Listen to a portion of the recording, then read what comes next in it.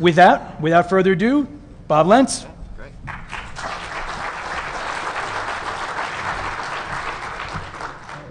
Thank you all very much. Let me get this. This thing's for somebody 6'9". So it's a pleasure to be here. I wasn't expecting any applause, so that's pretty good.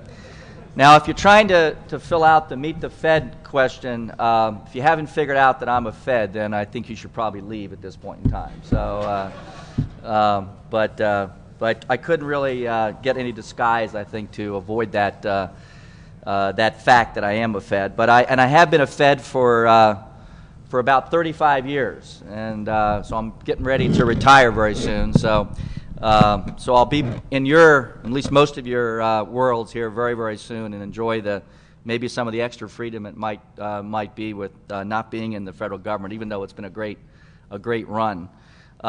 This morning, I'd like to talk about cybersecurity, information assurance, information system security, you name it, computer security. I think there's so many names that have gone around in this business in my 35 years in it. Let me ask you a quick question. How many of you remember the National Computer Security Center? Give me a...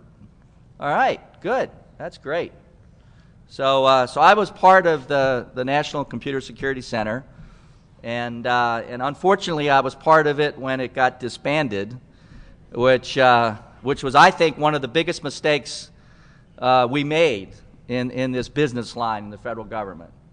I think if we would have kept the National Computer Security Center in place and a lot of the momentum that was created by that, I think it would have been, we'd be much further along in this business line, because I think it provided a great deal of leadership. How many people actually attended the first National Computer Security Conference in Baltimore? Does anybody remember? Okay, oh yeah, nobody had, no, hands are down on that one. But that was really the first conference, sort of like this. It wasn't as obviously crazy as DEF CON, but it was the first opportunity where folks got together and talked about this subject line. I do remember, since I was a little guy back in those days, not really understanding this business line. I was actually working in the NSA SIGINT organization, and they said, hey, go over there and learn a little bit about this world of computers and networks and packet switching and things like that. And I walked over there very naively, and then I got the bug. I said, hey, this is the future. And it was quite an exciting opportunity. One of the most interesting things that happened to me in the first couple months in my job was the boss asked me to go and brief a bunch of three-star generals, about 9 of them, who were showing up at NSA, and brief them on this world of computer security. And I had the job of standing up there and talking to these three-star generals who probably never even owned a computer in their life, and about things like Trojans and viruses. And they were looking at me like I was absolutely nuts. And so if you look back in the history of the National Computer Security Center in the 1980s to where we are today, I hearken back to this past winter, where we were dealing with a very serious problem in the Pentagon, dealing with thumb drives. How many know about the DoD thumb drive problem? Oh my God, jeez. And there's a thumb drive right here in the computer. So, but I'm in violation of DoD policy. So we had this problem called thumb drives, and every week, the war room in the Pentagon was, every day during the week, was activated to deal with this problem that we had across this vast network of the Department of Defense. And I remember the chairman of the Joint Chiefs of Staff, and he's the #1 military guy, 4 stars, very busy fella, chairing many of those meetings in this very classified war room with VTCs around the world going on. And I never thought in my entire career that I'd ever see the chairman of the Joint Chiefs of Staff utter a 4-letter word. And it wasn't the 4-letter word that you're thinking about. It was host-based security system. So I never thought, and then he uttered a three-letter word, which also shocked me, called Public Key Infrastructure, or PKI, as you all know. So I said to myself, boy, have we come a long way in this business line from those days where I was talking to these three stars in the 1980s about viruses and Trojans to now where literally the senior leadership in the DoD finally got it. The light bulb came on. And it wasn't the IT folks. The big change was the operators. The folks that are literally conducting operations around the world finally realized that they've got to take this seriously. And that has been the tipping point for this entire business line. And so I think that's been the biggest change that's occurred over this journey that I've been on with some great folks in the Department of Defense team. So anyway, with that just as an opening, as my introduction in the pamphlet says, so I'm the Chief Information Security Officer for the department. That's my job. Let me just give you a sense of what that job has really been like. So I think if you can figure out that I'm the little guy, okay, and I've been trying to push up against this big beast of all these folks that are focusing on operations or focusing on getting the job done, and this security problem, just leave me alone, just don't get in my way. And so I've been trying to deal with that problem for quite a while with our team. But as I said, I think the roles have been reversed, and I think we finally get it. So I think if there's any message you take from this is that security practitioners like all of us in this room, I think now have the upper hand. I think when we little guys walk into the room, they pay attention. They really do. This is serious business. This is mainline business. This is everything we're trying to do to be able to carry out our responsibilities. The other thing that I wanted to just, and I think all of you appreciate this, but one of the things as the Chief Security Officer that really struck me in my 9 years in this job since November of 2000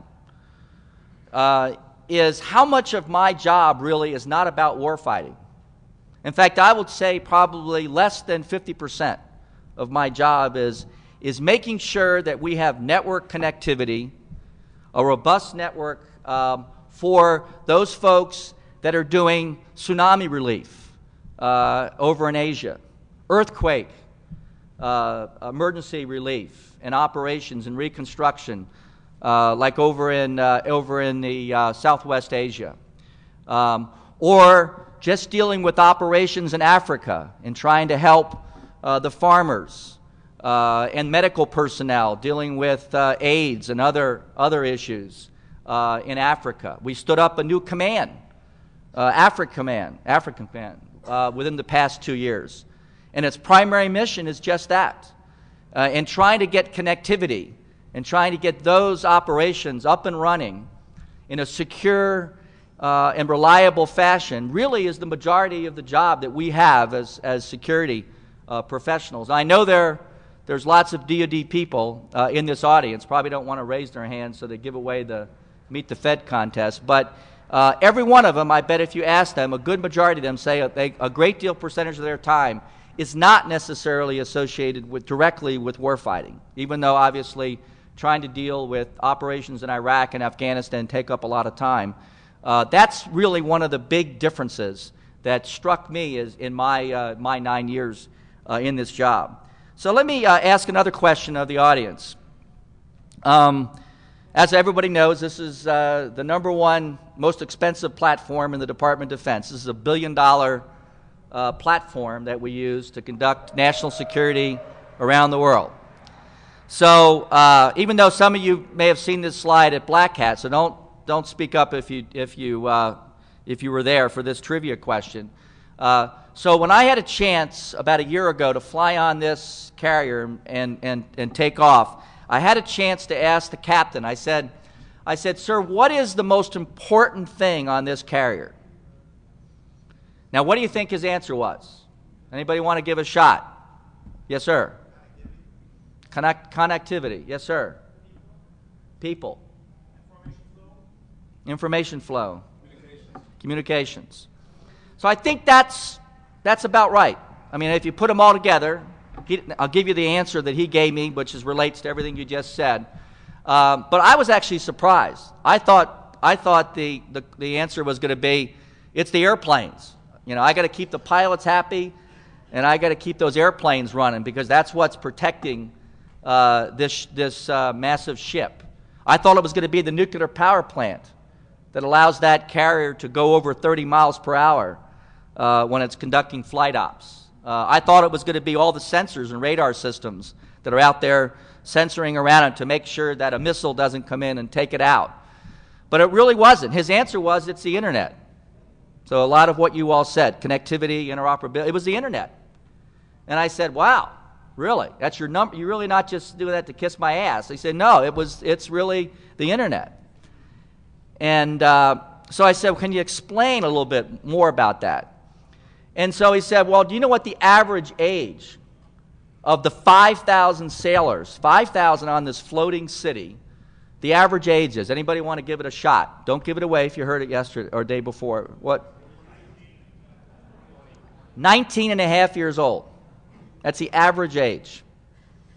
And just imagine you've got 5,000 sailors, men and women.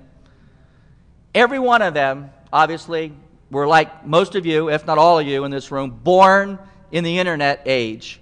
And they have an appetite, a need for being connected. And he says, my number one job is morale and welfare of this ship. I've got to keep these sailors happy because when they go off on a deployment for 6 months, 8 months at a time, they want to remain connected. And more importantly, you know, I've got to keep their skill base up. I've got to keep training up. I've got to keep their awareness of things that are happening on the network. Of course, they want to talk to their families all the time. But when we have serious situations like medical incidents where we have surgeries and things like that, I'm passing information. I'm connecting up to the main hospitals for assistance. And I'm also getting operational information over this internet. Information regarding navigational data and meteorological data, et cetera, So it is the internet, he said. That's my number one responsibility, is to keep that internet up and running. And he's got about 8 information assurance professionals on that ship, 8, that are responsible for keeping that network up and running. And the good news is, when I asked him, I said, of those 8 sailors that you have, how many are certified in information assurance? And he said with a very big smile, he said 7 of the 9, or 8, excuse me, are certified. And he said, I'm very proud of that. And the other one is working on their certification as we speak. But that's actually unusual. A lot of these ships will pull out to sea, or other forces, the Army and Marines, etc., with not that kind of readiness. So going back to that sumo wrestler issue, and now that we have the 4-star, the operators understanding the importance of this, training and education is a big deal. We are pumping more money into that part of our business line than we've ever pumped into it. The schoolhouses in the Department of Defense, the training programs, of which, by the way, that certification for those sailors, for information assurance professionals, is a commercial certification. It's not a DoD certification, it's a commercial certification. That was a decision that I made about 6 years ago. And the reason for that, a lot of people challenged me and said, Bob, that's crazy. If you get these folks certified in a commercial certification, what's going to happen to them after about 2 or 3 years? They're going to leave. They're going to go try to get the big bucks out of industry. That hasn't happened. I mean, yeah, you get a little bit of leakage. That hasn't really happened. And I asked that to a lot of them. They said, hey, we love it. This is a great profession. Now, certainly after they get their 20 years in or so, 15 years in, or some of them obviously longer, I can go and I can get some big salaries and things like that. But they really enjoy the thrill of going down to Africa, as an example. I got several emails from those sailors who I met on that overnight stay on that carrier. These young sailors, men and women, who were telling me, hey, we just stopped off in Africa, and boy, the smiles on their faces when we saw our ships that were around this strike carrier battle group or strike force coming back after delivering medical supplies to a lot of the people in that region. And that's really, I said, what gets us moving, is really the core part of our job. So I think I just wanted to kind of put that in perspective, because as the Chief Security Officer, as I said, the real way of understanding and getting yourself motivated every single day to work in the Pentagon is to relate and talk to those operators that are out there around the world trying to help protect all of us, but also, as I said, to help deal with a lot of these very important incidents around the world. Now, the one theme of this presentation this morning that I at least wanted to try to emphasize is the fact that this cyberspace, this internet that we're dealing with, as we all know, is very fragile. But I think what we all have, right now in this point in time in history, we have an opportunity to make a huge difference. This ecosystem is fragile, but it's amazingly resilient considering the kind of incidents that have occurring or are occurring all the time. But it's still becoming, as we become more connected every single day, this system, this network, is something that we all need, not only for many of our jobs, but we all need for our own economic security with our neighbors, with our other nations that are with us. That is really what we're all about. We all have to band together to help protect this fragile ecosystem.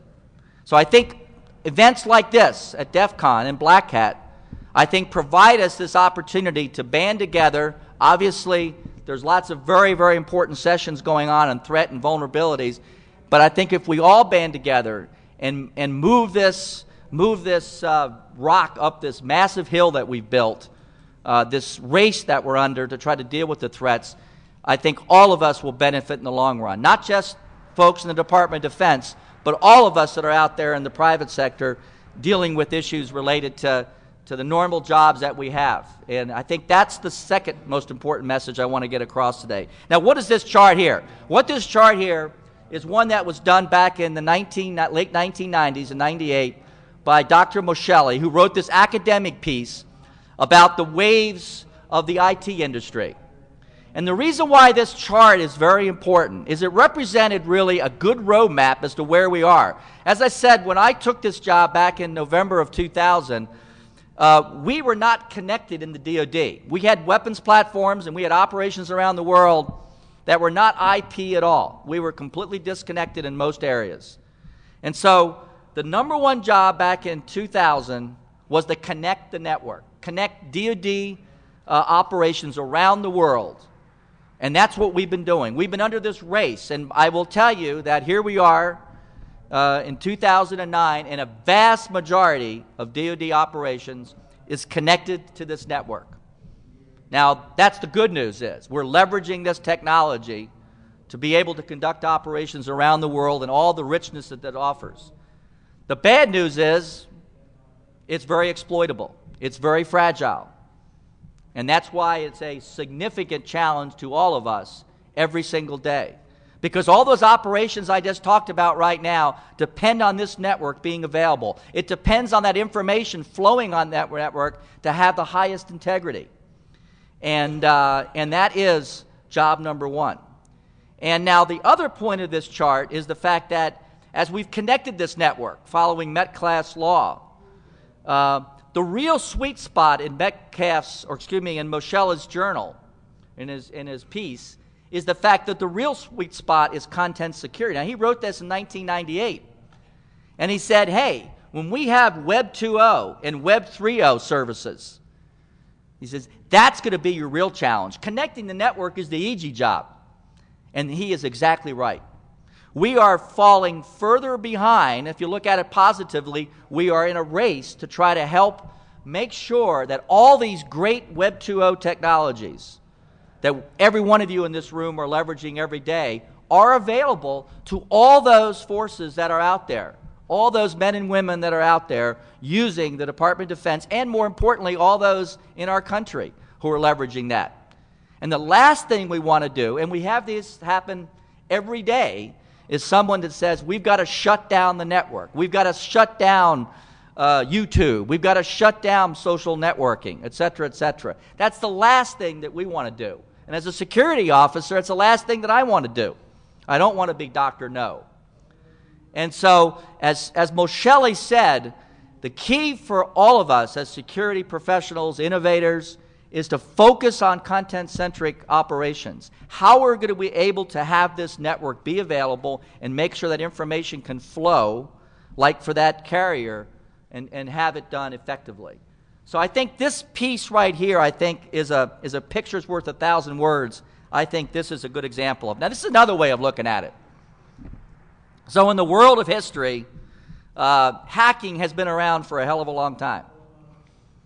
And so the geeks have now taken over. And of course, if we're going to be successful in that previous wave, we've got to deal with that part of the business line.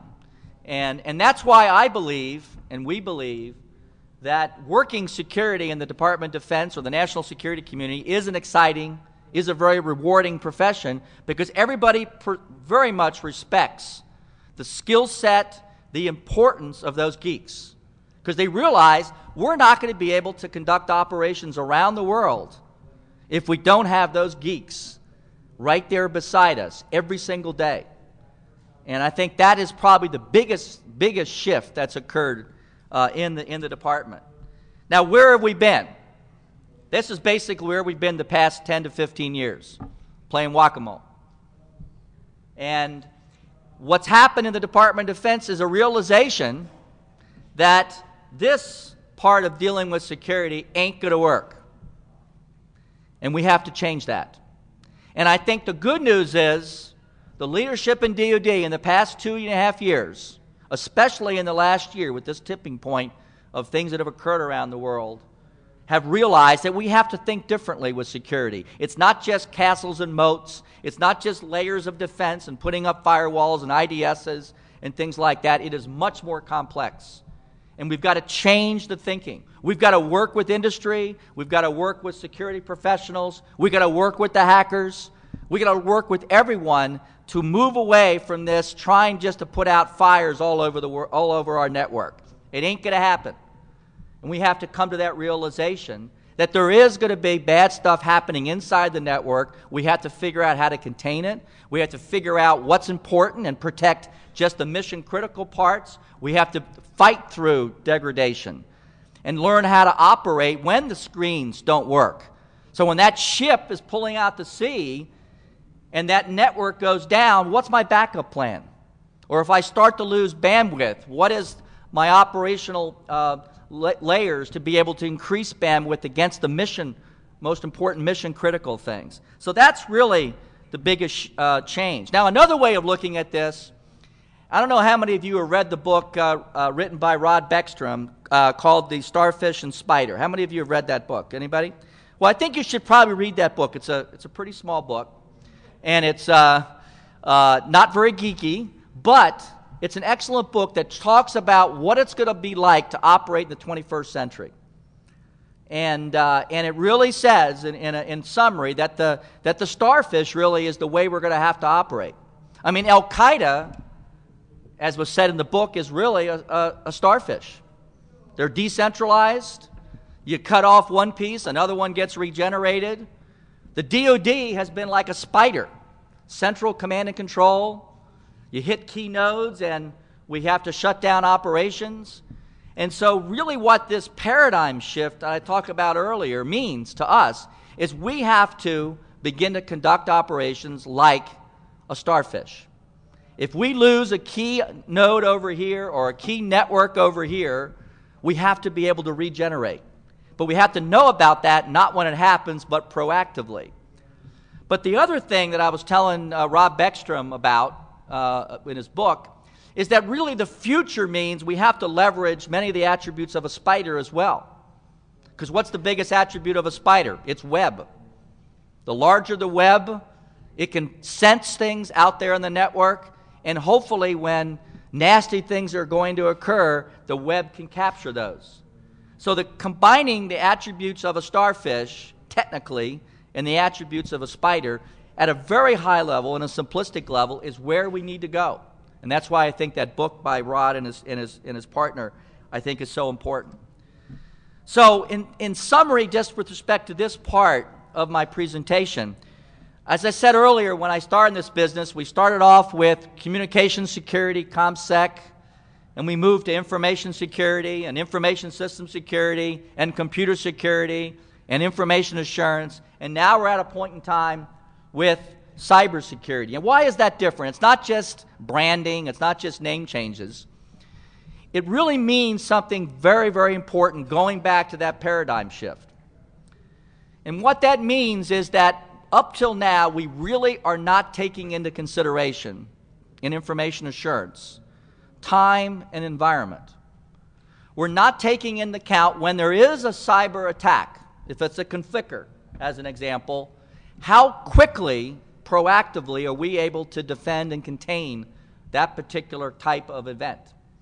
We have to consider time. It doesn't do us any good if it takes us months to patch a piece of software or to be prepared for a particular kind of botnet. We have to consider that time element constantly. The other part we have to consider, especially in the Department of Defense, but it applies to all worldwide businesses and operations, is we have to consider the environment. Because one day we might have partners or devices on that network that we trust, but then it could be within minutes we say, no, we're seeing some of things on the network there that we don't really see as being normal. We have to take them off the network, at least temporarily. So we have to consider the environmental considerations of people, routers, all sorts of devices, data, in a way that allows us to be much more proactive, thinking like that starfish. And so that's why risk management in this world of cybersecurity is so, so important. Now, on risk management, let me give you a couple vignettes in my role as the CISO about risk management in the Department of Defense, just to give you a sense. Fallujah. I think if most of you remember during Iraq, Fallujah was probably one of our most deadliest operations. We were losing a lot of soldiers there every single day, mainly because of IEDs. I had a commander call me up and say, Mr. Lentz, I've got a question for you. My information assurance guy told me I can't use this particular cell phone, this radio, to be able to manage my operations in Fallujah. He said it isn't on the approved list of wireless devices. You can't do it. And I said, that doesn't make any sense. He said it has encryption in it. I said, the bad guys, this information is so perishable, by the time I be able to give the new coordinates to my troops that are in deployment, the information is gone. It isn't any good anymore. So why do I need to care? I love this little commercial device. It's perfect. It's small. It's flexible. It's got good connectivity. I really need this. Why can't I use it? And I said, you and our DOD, we have a policy. You, the commander, has to make that risk management decision. But you have to have all the information available to you to be able to make that decision. You can't be arrogant about it. You can't have a soldier come in and say, hey, I have all the answers, and you just have to trust me, and you just use this. Or you don't want an industry guy to come in and say, let me sell you the greatest play toy in the world, and it solves all your problems. And then what ends up happening is that person takes that radio, and let's say, for instance, in this particular case, that particular wireless device was vulnerable to spoofing, or in this case, vulnerable to jamming. And just imagine how when we're driving around in our car with GPS and all of a sudden we lose the signal, the GPS signal, at the worst possible time, and you say, you're supposed to turn right or left, I can't remember. Is it the 2 streets up or 4 streets up? I can't remember. I don't have a signal. That's what's going to happen if you use that particular device, because it doesn't take much for an adversary to go out there and jam this radio. That's what our policy is telling you right now. And the last thing you want to do is send your troops in Fallujah down a street thinking it's safe, and I'm trying to tell you to stop because I have good intel that says something is bad in front of you, and I can't get through to you. So you need to have all that risk management, all that security information to be able to make that judgment call. And that's what risk management's about. But our job as security professionals, everybody in this room, our job is to make sure they get that information and we can interpret it. Because I don't expect that colonel to be able to have the kind of security smarts that are in this room. I've got to put it in English. I've got to get them to understand it. I've got to do it quickly, in cyber time. I have to get him to make that very fast decision ahead of time. So let me give you another example of arrogance. So I had a chance, probably the highlight of my entire career, was back in the 1990s. I had a chance to visit, 80s, excuse me. I had a chance to visit with Frank Rolette. Now, how many people here know about Frank Rolette? Okay. Now, turns out he is considered by historians as probably the most famous American when it comes to cryptography and security. And we actually named a trophy after him. And so I had a chance to go down to Florida to his home. He was 89 years old, 88 years old, to meet with him and to tell him that we wanted to give him this award. He said, well, come on in and visit with me. And his wife answered the door, and so I had just a private conversation with him in his room, in his study, for not 5 minutes, but literally he wanted to talk forever. We talked for 2.5 hours, and we talked about everything under the sun. The one thing he told me was that back in World War II, when he was sitting there breaking the Japanese code, the Japanese people who were running their communication systems were very arrogant. They told their commanders that you had unbreakable communications. Unbreakable. It can't be touched. There's no way the Americans can get into that system. And you're good to go. And he said, we had their lunch. We were inside. We were reading just about everything. And that was perfect. And we were waiting for just the right times to be able to use that information, because we didn't want to use it all the time, because they might figure out that we're into their network, or into, in this case, their communication system. So Admiral Yamamoto, who was the #1 warfighter for the Japanese, their George Washington, so to speak, was flying to Midway on an airplane, and they read the code. They knew where he was going to be and when he was going to be, and they put out the orders, Frank Rolette said, to shoot him out of the sky. And they did it. And it was because of the arrogance of those individuals giving him that information and confidence. And that can happen in a business, the CEO or an ambassador at an embassy. Don't worry, you can use this particular device or this laptop and it's perfect.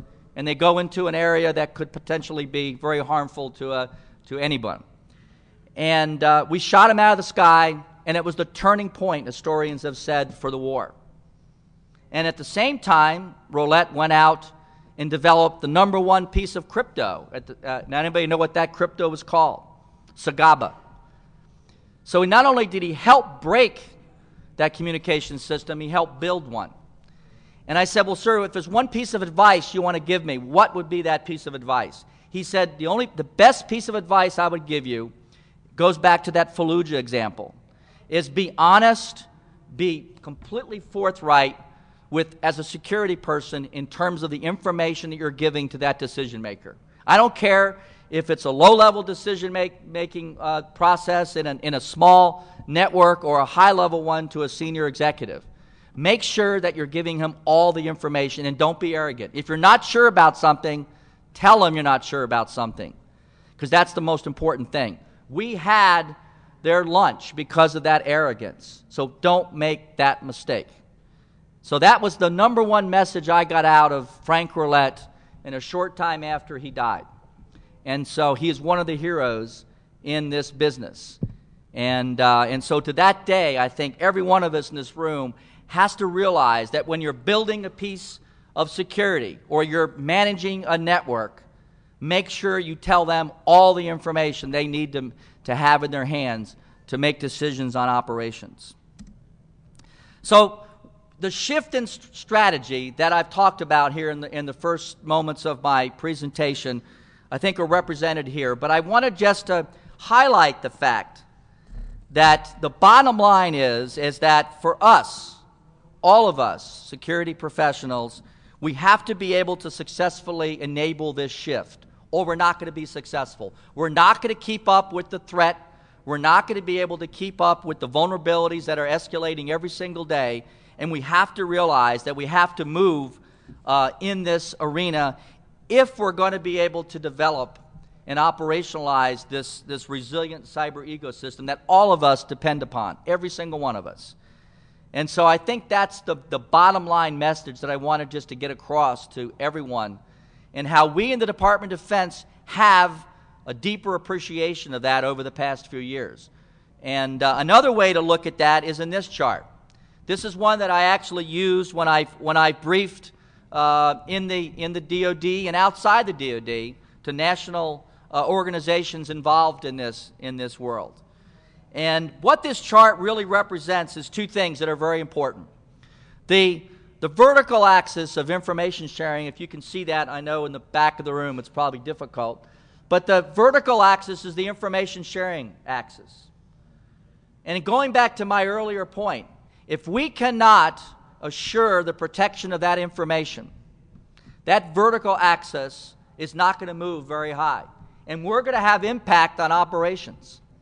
And so, therefore, it's absolutely critical as security people that we continue to make sure that we can work with industry and work with academia to have the best solutions possible to allow that vertical axis to move as fast as possible. At the same time, what are the defensive skill sets and techniques and procedures that we have to put in place to move higher up, down this horizontal axis? And it's all about deploying a capability that is going to be interoperable against common standards. It's going to be policy-based against those standards, and it's got to have to be resilient, because we realize, as I said earlier, that the bad guys are going to be inside this network all the time. We can't prevent that. We have to learn how to contain it, and we have to be able to learn how to conduct operations with that threat. And we have a long way to go climbing this mountain, and we need all of you in this room to help us do that. And so this is just another way of looking at this strategic shift that we're moving towards in the world of cybersecurity.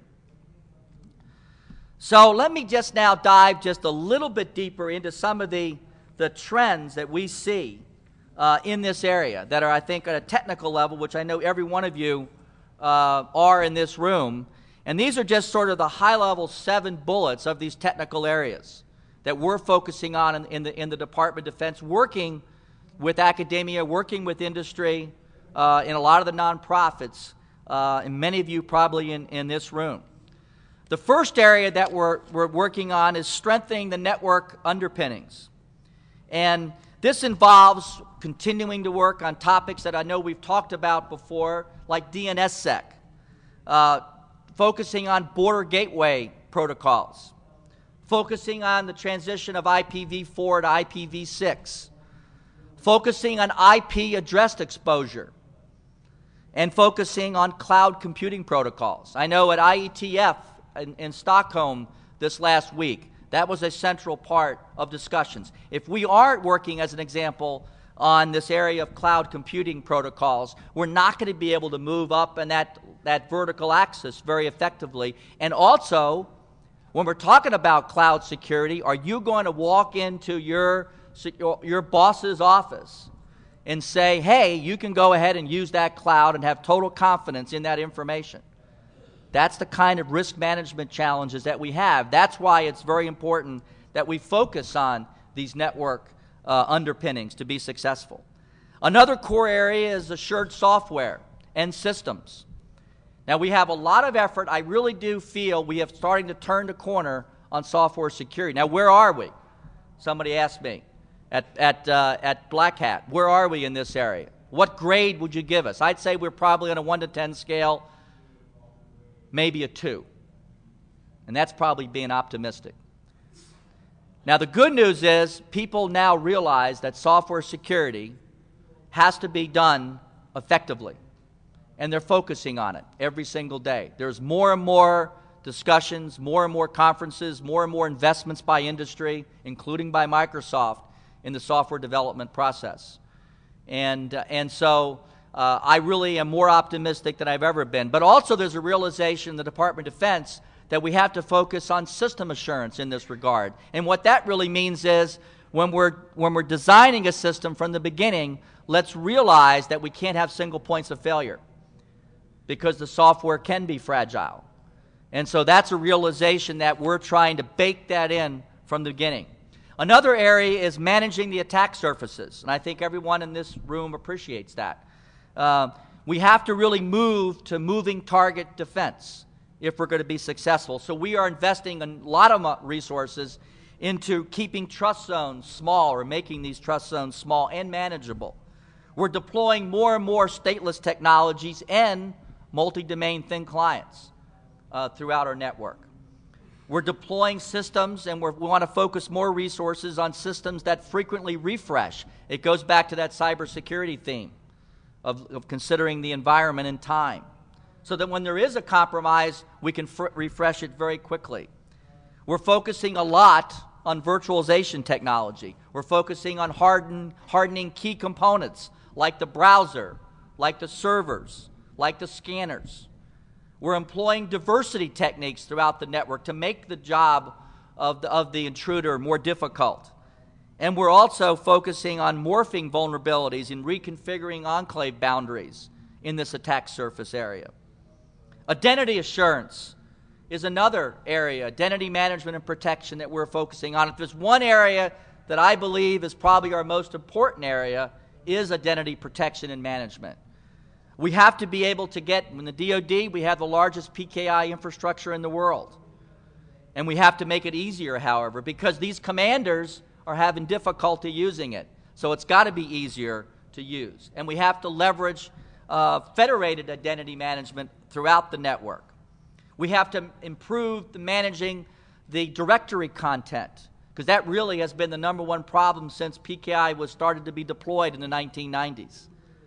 We also have to have a convergence between the physical and the logical layers relative to identity management and assurance, so that when I walk into the Pentagon with my Pentagon badge, and this isn't it, I can get into that Pentagon with the same badge that allows me to get onto my network. And I got to be able to use multi-factor authentication, that is with biometrics, to do that.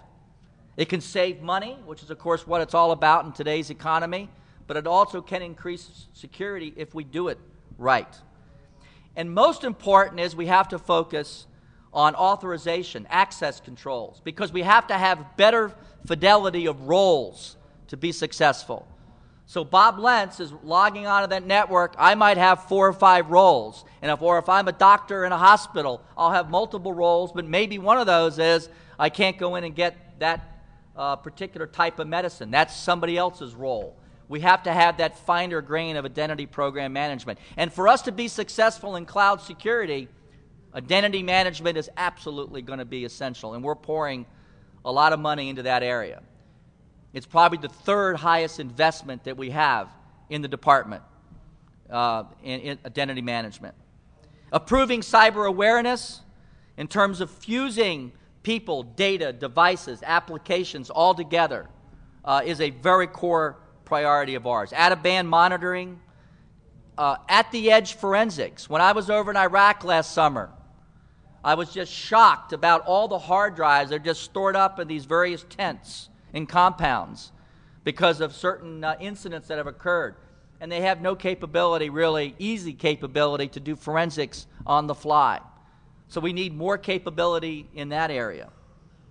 Automating security content. This is a good news story. Tremendous, tremendous advances in this area that are so critical for us to be able to tie devices and people and content and data together more effectively. So when you go around to see these in the demo areas, you'll see CVE, and you'll see common weakness enumeration. You'll see oval languages being advertised as part of a common standard of industry. And that is helping enormously with this risk management challenge that we have. We also have SCAP, if you're familiar with that, the Security Content Automation Protocol, which is really critical for that interoperability features of having devices talk to devices, which goes to the speed problem. And finally, mission-based architectures realizing that no defense is perfect, and we have to be able to fight through cyber degraded operations. We have to be able to restore trust quickly in contested networks or networks that have had spillages. That is absolutely critical. So this is an area that is getting a lot of attention, and I think if there's one thing we're not doing right now in the national security community and also in DoD and even with industry, is we're not focusing enough on the far-out challenges. We're focusing on these near-term challenges, these 1 to 3 year challenges, and not the leap year, not the 5, 10, 15-year challenges. And that's a huge, huge priority that we're trying to shift in working across the community and with industry. So these are the technical challenges and opportunities that we see in this area of information assurance and cybersecurity. And let me close now with the most important part of our business line, that's the people. Just like on that carrier that I alluded to earlier, the people is really what drives this network. If you talk to any red teamer, I know there's probably a lot of them in this room, you know, they will say that a smart person on the network is the thing that they have to deal with and have to worry about all the time. And the good news is a smart person on the network, well-educated and well-trained, especially if you've got black belts on the network, reconfiguring the network and installing the right kind of security improvements, that's job number one. And that's why if there's anything that we need to be focusing on at the national level, which has gotten a lot of attention thanks to the President, is this area of education, training, and awareness. And the good news is I have never seen in my entire career a more concerted effort by at the national level, industry level, to focus on this area of education and training and awareness. Any one of you in this room, I think, who want to seek positions in the government or in industry, get scholarships to take advanced training, the opportunities are there. The resources are there. We are shifting significantly from first gear to fourth gear and putting ourselves in overdrive in this area. Now, what does this map represent in front of you as you stare at it? Is these are what we call the National Centers of Academic Excellence. Now, there are over 106 of these across the United States. And these institutions are doing absolutely phenomenal things for information assurance and cybersecurity. Just to read you just a few, some of them are actually in this room, I'm sure. The University of Advancing Technology, I don't know if UAT folks are in this room, doing phenomenal stuff in terms of creating interactive game animation and putting security into it. The University of Nebraska at Omaha, they were the ones that actually have been running the past year cyber exercises, and we're bringing in international folks in with us, and they're actually managing the game of how we deal with defending a network and attacking a network. The folks from the University of California, Davis, and University of North Carolina in Charlotte are focusing on software assurance, doing phenomenally important things in software assurance. The University of Washington students are focusing on some great areas with the National Collegiate Cyber Defense Competition. One of the things that I'm most impressed with is the University of Mississippi State University is focusing on training, forensics training for wounded warriors. So these soldiers that are coming back from Iraq or Afghanistan and have serious, serious handicaps dealing with them, they're offering free forensics training, Mississippi State, to them. And what's that resulting in is they can leave after they finish from Walter Reed or Bethesda or you name it, and they can go out there and get a true profession, very well-paid profession, even with their handicaps. And that's another great program. New Mexico Tech is focusing on doing training with Native American children. Phenomenally important works. And the list goes on and on. These 806 institutions are just doing phenomenal things, and I expect this list to grow every day. And so I encourage you to find out where these institutions are and join them, assist them, or help us even increase this list. There's also a number of cyber competitions and challenges that are going on.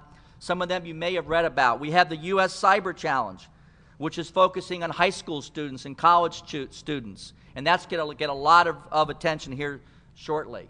We have what we call the Digital Forensics Challenge. Just a couple years ago, there were just a few teams willing to join that. Now we have 700, up to 700 teams joining in this Digital Forensics Challenge. And if you want more information on that, we can get that to you as well. We also have scholarship programs.